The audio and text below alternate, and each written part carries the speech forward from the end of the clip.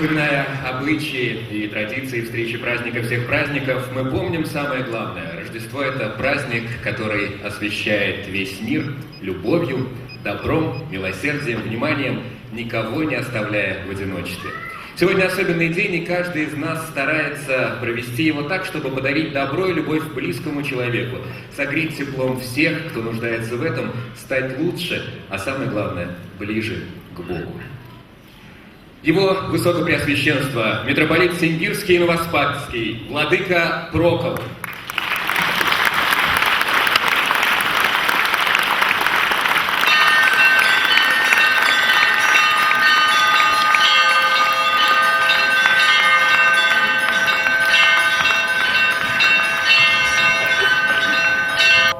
Ныне совершилось чудо из чудес, ныне плоть сроднилась благостью небес.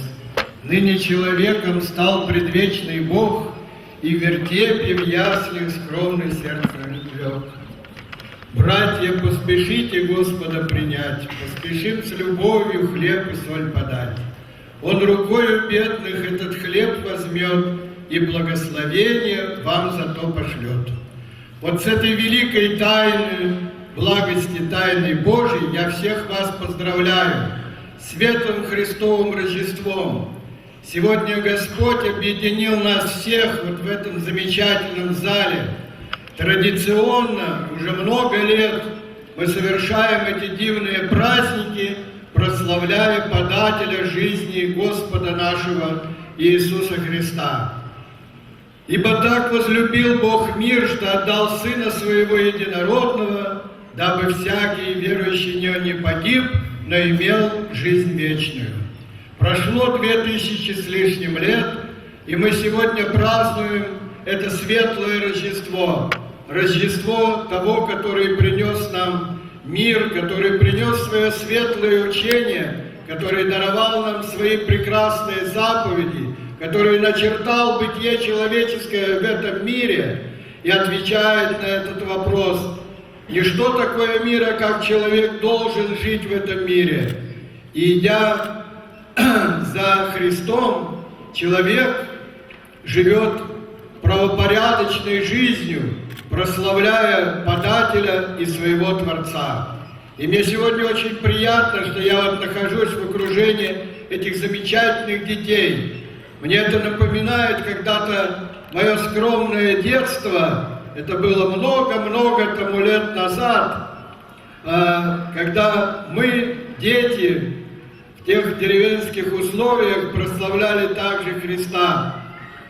Ибо любовь Божья жила в любых обстоятельствах жизни, независимо, какая это была идеология, противная ли, приятная ли, неприятная. А сегодня мы с вами имеем эту свободу, о которой сказал великий апостол Павел: «В свободе вы призваны, братья, на ваша свобода не явилась бы вам пагубой». Поэтому дай Бог, чтобы мы эту дивную свободу использовали для блага наших ближних и дальних, для своего личного блага, для блага грядущих дней. Ибо в тропаре Рождества Христова сказано: «Тебе кланяется солнце правду, и тебе видите с высоты востока». Потому что Господь – это то солнце, которое освещает род человеческий, который посылает людям благой разум. И прислушиваясь этого разума, человек найдет истинный путь. Ибо Он сказал замечательные слова, которые запечатлены в Евангелии: «Я есть путь, истина и жизнь». И вот сегодня Господь дал такого разума нашим власть предстоящим, что сегодня мы имеем вот эту замечательную свободу здесь, в этом замечательном дворце, прославлять имя Божье. И это делают и взрослые, и особенно приятно, что это делают дети, подрастающее поколение, которые наверняка в их памяти всегда останутся эти замечательные дни.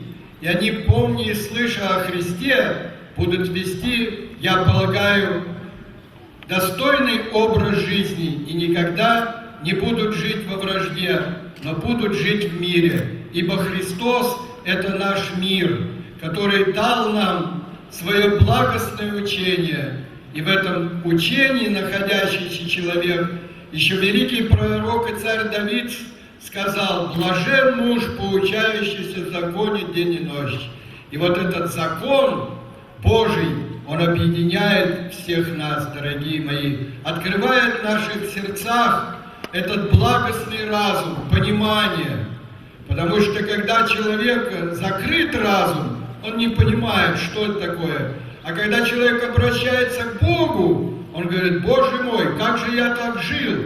Такой великий слой культуры, который существует в нашем государстве, я даже о нем не знал, не понимал, отвергал и так далее. Мне сегодня было очень приятно утром, когда я по телевизору смотрел воспоминания о войне Синецком, о преподобном Сергии, о преподобном Серафиме Вырицком. То есть, вот мы видим, что эти слова преподобного Серафима Вырицкого сбылись когда-то в 30-х годах, когда все крушили кругом, разрушали, когда была такая страшная идея построения нового мира. И старец говорил: придет такое время, когда нравственное разложение народа заставит власть придержащая на каждом углу торговать Евангелием. И вот это мы с вами сегодня переживаем это время. Мы с вами дожили до того, что сегодня мы смотрим прямую трансляцию с храма Христа Спасителя, где предстоятель церкви совершает богослужение. Мы сегодня спокойно совершаем наши богослужения в наших замечательных храмах. Мы сегодня имеем радость общения со всеми людьми доброй воли. И нас, христиан, есть первостепенная задача, заключающаяся в том, чтобы жить в мире, в любви и взаимопонимании со всеми народами, которые окружают нас, с которыми мы имеем честь жить здесь, вот в нашем, в частности, в нашей области. И слава Богу, что вот на протяжении четверти века на образование нашей епархии мы имеем мир со всеми конфессиями, которые наполняют сегодня наши веси и град. Поэтому дай Бог, чтобы мирное небо и впредь всегда простиралось над нами. Об этом мы молимся и просим нашего Господа, который пришел сегодня в мир и объединяет нас всех с вами, и взрослых, и детей. И сегодня вот каждый старается сделать что-то доброе, ибо всегда в том христианском мире, как я вчера говорил, вернее ночью, о том, что бывало меня в детстве бабушка посылала, тут надо тому-то отнести, у них нет коровы, там молоко или творог или еще что-нибудь. Старались люди делать добро. Это очень важно, потому что сегодня мир пребывает в озлоблении, и Христос нас призывает к миру.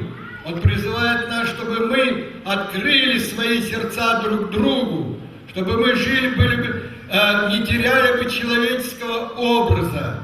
Вот чему учит учение Христа. Мне так хочется, чтобы вы правильно воспитывали своих детей, чтобы они были бы всегда служили вам радостью и дальнейшей перспективой, потому что, уйдя из этого мира, вы должны оставить свой значительный след и сделать что-то доброе для того, чтобы через грядущее поколение прославлялось великое имя Божье, чтобы мы знали, что те, которые являются нашими преемниками, они непременно будут жить той замечательной жизнью христианской или иных конфессий, которые учат миру, любви и взаимопониманию. И вот все это нам сегодня принес Христос. Я поздравляю всех и ближних, и дальних. Та божественная любовь да пребывает со всеми нами. И каждый из вас, может быть, сегодня, придя домой, подумает о том, что вот что здесь говорил вот этот архиерей, который уже 25 лет находится в этом городе, что как так ли мы живем, потому что всем нам надо исправлять нашу жизнь. И к этому нас призывает сегодня, мои дорогие, Господь наш Иисус Христос, который днесь и во веки тоже, который поется в песнопении: «Христос рождается, славите, Христос с небес встречайте». И мы этого сегодня Христа, миролюбивого, благостного, любвеобильного, прославляем за Его славное учение. Еще раз я поздравляю всех вас с Рождеством Христовым, с новолетием благости Божией. Желаю, чтобы грядущее новолетие было для вас благостным, мирным, созидательным, чтобы вы почувствовали, что мы сегодня прославляем имя Божие, и что это имя Божие помогает нам в жизни. Аминь. С праздником всех вас! С Рождеством Христовым поздравляем Его Высокопреосвященство митрополита Симбирского и Москвского владыку Брохла.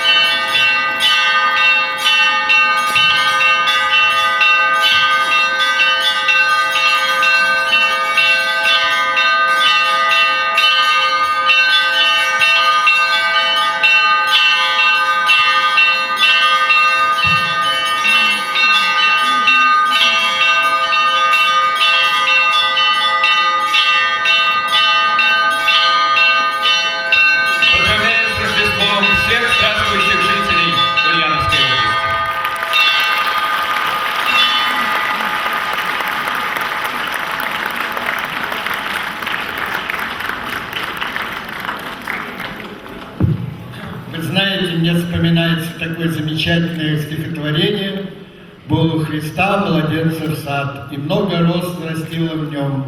Он трижды в день их поливал, чтоб всплесть цветок к себе потом. Когда же розы расцвели, детей еврейских созвал он, и все сорвали по цветку, и сад был весь опустошен. Как ты сплетешь себе венец, в твоем саду нет больше роз, но вы забыли, что шипы остались мне, сказал Христос». Я благодарю детей за их внимание, их родителей, режиссеров, которые сегодня принимают такое горячее участие в том, чтобы мы с вами получили вот эту духовную радость и приятное духовное общение. Храни вас всех Господь!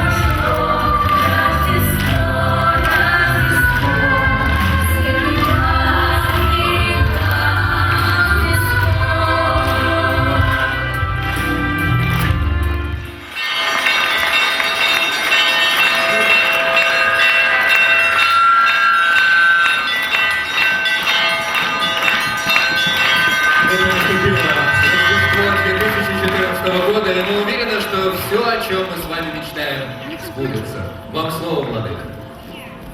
Я сердечно и искренне благодарю за такой прекрасный, замечательный концерт, который посвящен этому великому, достойному празднику. Дай Бог всем вам здоровья, помощи Божией, особенно детям, чтобы вы росли хорошими, достойными гражданами нашего Отечества, чтобы этот великий день всегда был памятен для вас. Я благодарю всех организаторов, благодарю нашего губернатора за то, что предоставили нам сегодня возможность в этом замечательном дворце проводить этот прекрасный, замечательный день. Праздников праздник, и поистине торжество и торжеств. И сегодня был необыкновенный концерт на высоком подъеме. Все исполнители достойно представляли свое искусство. Дай Бог всем вам здоровья, счастья, наступившем новолетие благости Божией, чтобы Господь хранил всех вас на многое лето. Спасибо всем гражданам, вам, мои друзья, что вы почтили этот день сегодня, торжества. День для нас всех очень важный, потому что, как говорит великий отец церкви Иоанн Златоуст, радуйтесь, постящиеся, не постящиеся, радуйтесь этой великой радостью. Ныне пришел Христос для всего мира и для каждого из нас. Аминь.